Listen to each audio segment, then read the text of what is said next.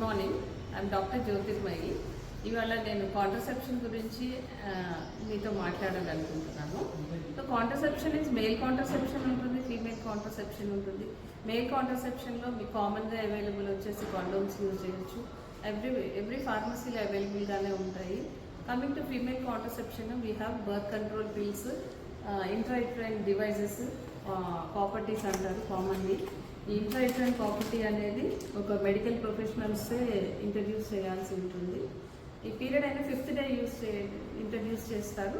It will give protection up to 2 years, 3 years, 5 years and 10 years వరకు కూడా మీకు protection ఉంటుంది. ఈ combined oral contraceptive pills are very very safe and you can use it up to 1 year, 2 years వరకు కూడా use చేయొచ్చు. But they are not recommended for long term usage. Okay, ఇంకొకటి వచ్చేసి ఇంజెక్టబుల్ కాంట్రసెప్టివ్ ఉంటుంది. Injectable contraceptive is also safe. It can be used up to 2 years. మీకు short term కావాలి అంటే you can just take 2 injections, 3 injections. ఈ ఇంజెక్షన్స్ని once in every 3 months తీసుకోవాలండి.